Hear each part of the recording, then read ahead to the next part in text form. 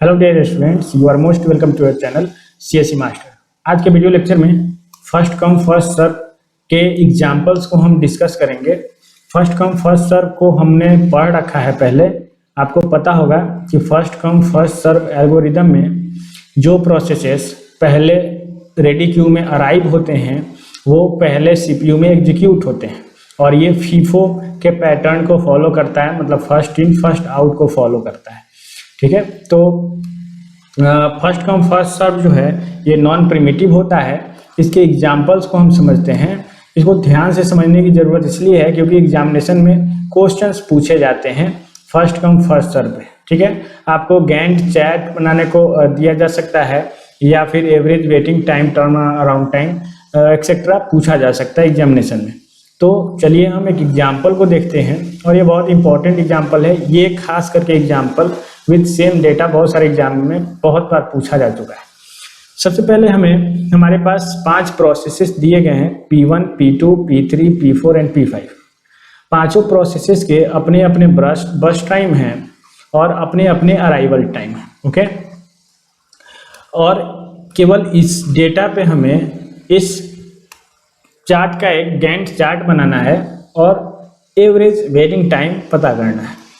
तो सबसे पहले देखिए एल्गोरिदम स्टेप्स को हम फॉलो करेंगे और उस बेसिस पे इसका सॉल्यूशन निकालेंगे। ठीक है, सबसे पहले आप देख रहे होंगे फर्स्ट कम फर्स्ट सर्व में हमने पढ़ा कि जो प्रोसेस पहले अराइव होता है वो पहले एग्जीक्यूट होता है।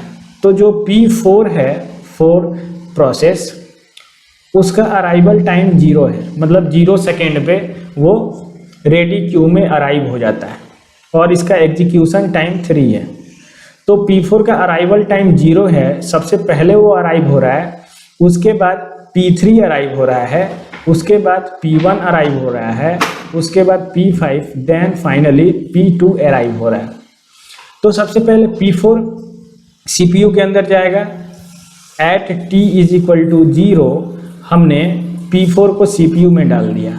अब P4 CPU में कितना टाइम लेगा, कितने टाइम देर तक एग्जीक्यूशन होगा, तो 3 यूनिट P4 का एग्जीक्यूशन होगा। तो 3 यूनिट का टाइम लेगा P4 एग्जीक्यूशन के लिए, तब तक t = 3 हो जाएगा। ठीक, मतलब 3 सेकेंड तब तक बीत जाएगा। अब t = 3 पर हम देखेंगे कौन कौन सा प्रोसेस अराइव हो गया होगा। तो p = 3 पर P3 अराइव हो गया होगा और P1 अराइव हो गया होगा। ठीक है, क्योंकि P3 का अराइवल टाइम 1 है, P1 का अराइवल टाइम 2 है। ओके, तो इन दोनों में से कौन पहले रन करेगा, तो ऑफ कोर्स P3 पहले रन करेगा। ठीक है, जब t = 3 है, 3 यूनिट के बाद P4 एग्जीक्यूट होकर के टर्मिनेट हो जा रहा है, तब तक 0 से लेकर के 3 सेकेंड तक 2 प्रोसेस, एक P3 और एक P1 वेटिंग क्यू में चले जाते हैं। P3 आ जाता है और P1 आ जाता है। ओके, तो P3 का अराइवल टाइम कम है, P3 का arrival time is less than P2। तो P3 पहले एग्जीक्यूट होगा। तो P3 को हमने CPU में डाल दिया। P3 का एग्जीक्यूशन टाइम, बर्स्ट टाइम 8 है, तो ये 8 यूनिट तक CPU में एग्जीक्यूट करेगा। 8 यूनिट एग्जीक्यूट करने के बाद टाइम 11 यूनिट हो जाएगा।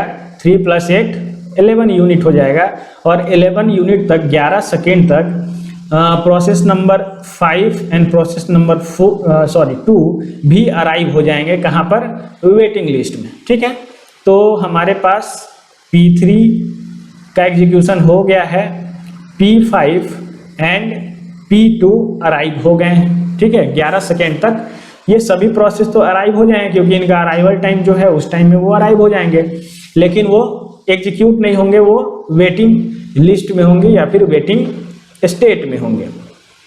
अब जैसे P3 का एग्जीक्यूशन हो जाता है, ये टर्मिनेट कर जाता है, तो P3 के बाद कौन ऐसा प्रोसेस है जिसका अराइवल टाइम इससे जस्ट ज़्यादा था।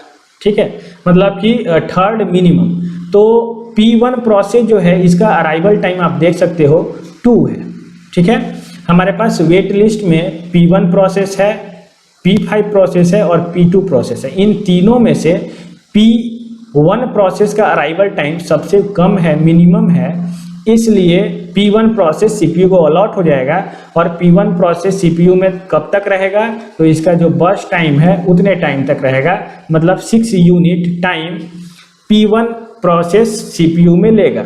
ठीक है, तो 11 सेकेंड पे P1 प्रोसेस एग्जीक्यूट होना स्टार्ट हुआ और 6 यूनिट टाइम के बाद टाइम 17 यूनिट हो जाता है, 17 यूनिट। ठीक, उसके बाद जैसे 17 यूनिट टाइम होता है P1 टर्मिनेट कर जाता है, उसके बाद P2 और P5 का नंबर आता है। तो P2 और P5 में कंपेयर किया जाएगा। P2 एंड P5 में कंपेयर करने पे हमें पता चलेगा कि P5 का एग्जीक्यूशन टाइम मिनिमम है।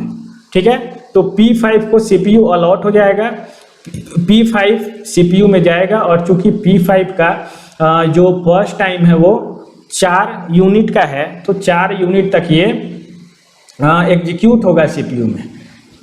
17 से 18 सेकेंड, 18 से 19 सेकेंड, 19 से 20, 20 से 21 सेकेंड तक P5 एग्जीक्यूट करेगा। क्यों? क्योंकि इसका बर्स्ट टाइम 4 सेकेंड है, 4 यूनिट बोल सकते हैं।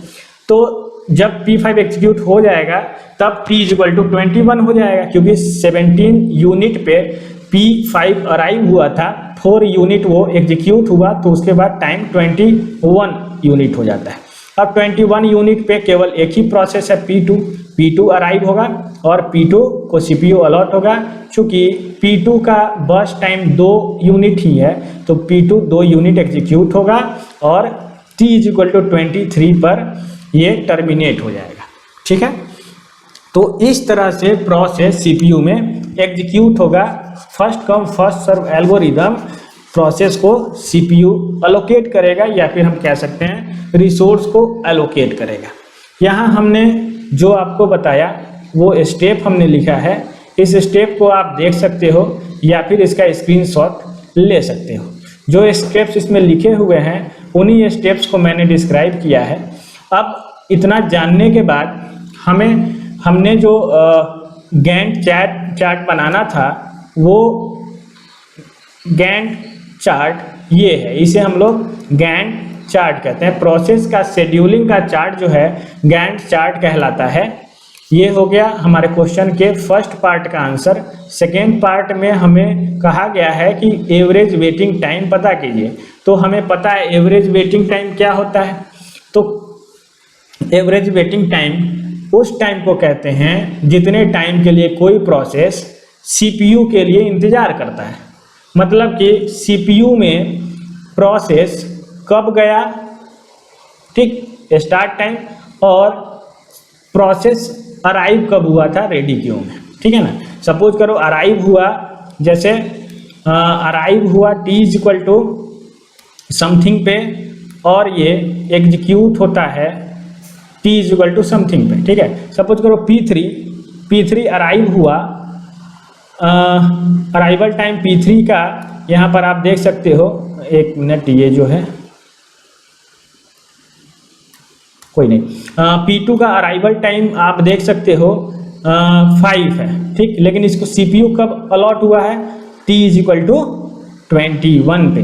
तो 5 सेकेंड पे ये अराइव हुआ, लेकिन इसको CPU मिला 21 पे, तो इसका वेटिंग टाइम हो जाएगा 21 - 5। इस तरह से हम लोग सभी प्रोसेस का अराइवल टाइम निकालेंगे और उसके बाद वेटिंग टाइम निकालेंगे और उसके बाद हम लोग उस वेटिंग टाइम का एवरेज निकाल लेंगे। यहाँ पर P4 0 टाइम पे अराइव होता है और 0 टाइम पे ये स्टार्ट हो जाता है एग्जीक्यूट होना। ठीक है, तो इसका वेटिंग टाइम 0 हुआ। P3 प्रोसेस जो है ये फर्स्ट सेकेंड में अराइव होता है, लेकिन तीसरे सेकेंड में ये एग्जीक्यूट होना CPU इसको अलॉट होता है, तो इसको 2 सेकेंड का वेट करना पड़ा। P1 दूसरे सेकेंड में अराइव हुआ था, लेकिन 11वें सेकेंड में इसको CPU अलॉट हुआ, इसका waiting time 9। P5 4th second पे ये अराइव हुआ था, लेकिन 17वें सेकेंड पे इसको CPU अलॉट हुआ, तो इसका वेटिंग टाइम 13। P2 5वें सेकेंड पे अराइव हुआ, जबकि 21 सेकेंड पे इसका एग्जीक्यूशन हुआ, तो इसका वेटिंग टाइम 16 हुआ। एवरेज निकालने के लिए इन सभी अमाउंट को हम लोग एवरेज कर देंगे, 0 + 2 + 9 + 13 + 16 डिवाइडेड बाई 5, तो हमें एवरेज वेटिंग टाइम मिल करके आएगा। चलिए गैंट चार्ट से और अच्छे से एवरेज वेटिंग टाइम को समझते हैं। यहाँ आप देखिए, यहीं पे मैं कॉलम बना देता हूँ वेटिंग टाइम। ओके, तो सबसे पहले P4 0 सेकेंड पे अराइव हुआ, ठीक है, 0 सेकेंड पे अराइव हुआ और एग्जीक्यूशन इसका कब स्टार्ट हो रहा है, तो 0 सेकेंड पे ये स्टार्ट हो जा रहा है, ठीक है, ये 0 सेकेंड पे ये स्टार्ट हो रहा है, तो इसका वेटिंग टाइम कितना हो गया, एग्जीक्यूशन का टाइम कब से स्टार्ट हुआ माइनस कब वो अराइव हुआ इज इक्वल टू 0। अब नेक्स्ट हम देखते हैं P3 1 सेकेंड पे फर्स्ट सेकेंड पे अराइव हुआ, लेकिन इसका एग्जीक्यूशन कब स्टार्ट हो रहा है, 3rd सेकेंड पे हो रहा है, तो 3rd सेकेंड में एग्जीक्यूशन स्टार्ट हो रहा है, सीपीयू अलॉट हो रहा है और 1 सेकेंड पे ये क्या था, अराइव हुआ था, तो इसका वेटिंग टाइम 2 हो जाता है। ऐसे ही नेक्स्ट P1 प्रोसेस का अराइवल टाइम 2 है, मतलब सेकेंड पे वो अराइव होता है, लेकिन P1 11th सेकेंड पे क्या करता है, एग्जीक्यूट होना शुरू करता है, तो 11 - 2 इसको वेट करना पड़ा 9 सेकेंड। ऐसे ही नेक्स्ट है P5 will arrive at 4th second but starts execution at 17 second, तो इसका waiting time 17 - 4 is equal to 13 second हो जाता है। ठीक ऐसे ही P2 arrive at 5 second but it will starts executing at 21 second, तो ये हो जाता है 21 - 5 इज इक्वल टू 16 सेकेंड। ये हमारा आ गया वेटिंग टाइम, ठीक है। ये अगर आपको नहीं दिख रहा है, छोटा कर देता हूँ, तो इस तरह से हम लोग एवरेज वेटिंग टाइम पता कर सकते हैं। ओके, आपको ये वीडियो कैसा लगा हमें कमेंट में ज़रूर बताएं। अगर वीडियो अच्छा लगा तो वीडियो को लाइक कर सकते हैं। आपको इस टॉपिक में कुछ प्रॉब्लम है कमेंट में पूछ सकते हैं। अगर आप चैनल पे नए हैं तो चैनल को सब्सक्राइब कर सकते हैं। थैंक्स।